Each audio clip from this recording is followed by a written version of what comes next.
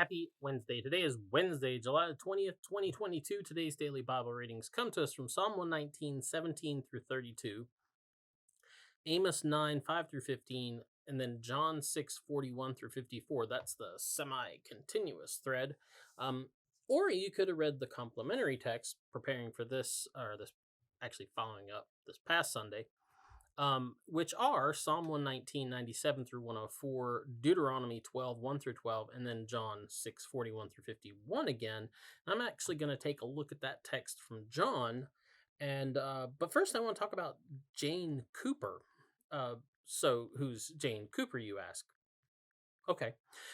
She was an early Methodist. Her dates were 1738 to 1762, and as you can tell, she died fairly young, before her 30th birthday from smallpox. That was a big problem back then. Not anymore because we have vaccines. So that's a great thing. But in her short life, she came to faith in Christ.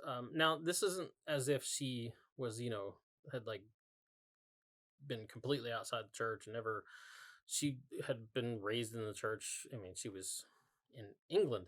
Um, so, but she came to faith in Christ later in life, really to a full understanding of it. Much very similar, we'll see, to the way John Wesley experienced it and Charles Wesley experienced it. But her short, faithful life, as short as it was a really a testimony to other Christians. John Wesley himself would frequently commend her as an example to new believers, as like when this is when we talk about these things and coming to faith, and then having the fruit of that faith born out in your life. This is what I'm talking about, because John Wesley he even like went so far as to say, like, if I had to point to anybody that I really thought was really had gone on to perfection, maybe even achieved it in this lifetime, he pointed at her. So that's saying something. And for John Wesley to be throwing that around, he didn't do that lightly. But here's the deal. If you read her, what we have left of her journals, she didn't come at that easily. She went through a long period of time where she was striving for perfection.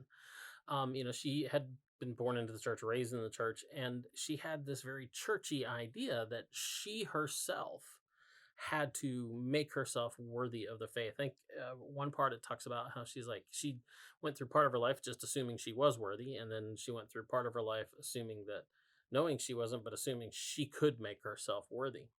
And that was the case, and it still is the case for a lot of people. Like many believers, she struggled trying to be worthy of her salvation.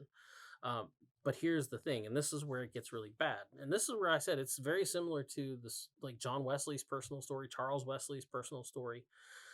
The more she tried, the more she despaired that she would ever be saved. Because one of the bad things about trying to work and, make yourself, prove that you're worthy, is every time you try, you fail, and you realize you're not, and you get this feeling that you're just that much worse. But this is where John 6 comes in, specifically 6:44.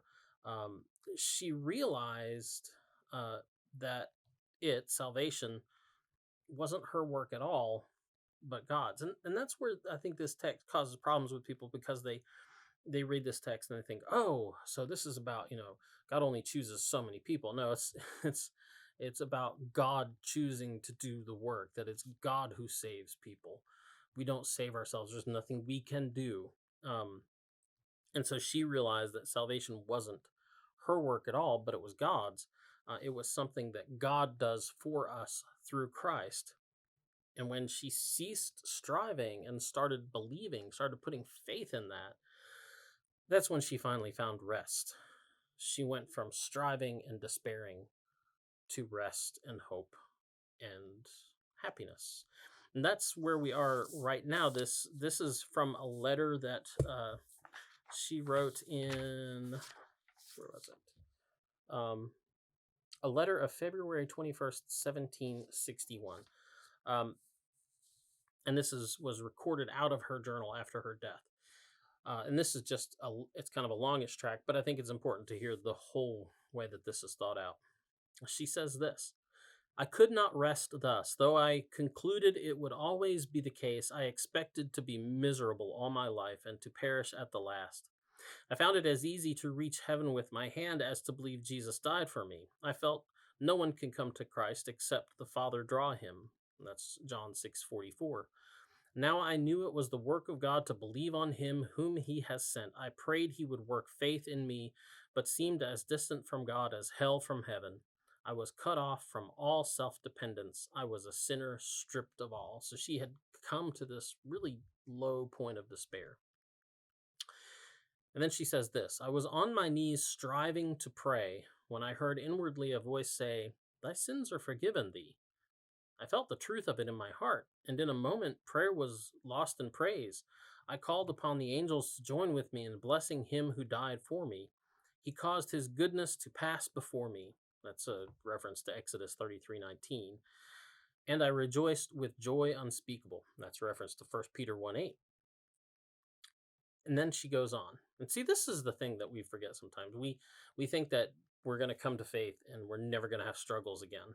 John Wesley would tell you that was wrong. Charles Wesley would tell you that wrong. Most any believer who takes their faith seriously will tell you that that's wrong. And here Jane Cooper is telling you that, yeah, no, it's not always that easy. So she's had this great experience, and she says this: Yet in a few hours after I began to fear, I had deceived myself, and all was a delusion. I was much distressed and had recourse to prayer, and the Lord repeated his mercies and impressed the same words on my mind more strongly than before. I was more assured of his forgiving love and enjoyed much peace in believing. I now thought I could never sin more, and that means like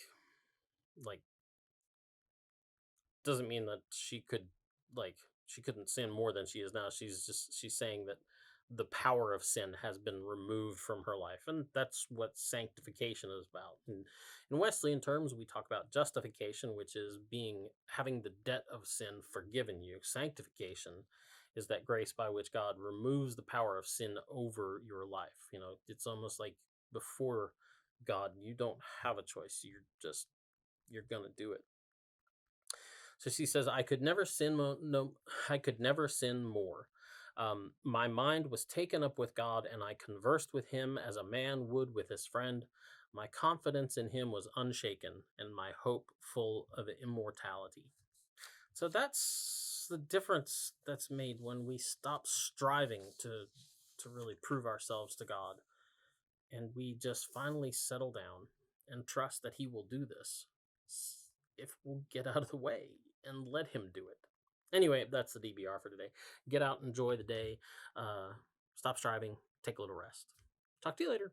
Boop.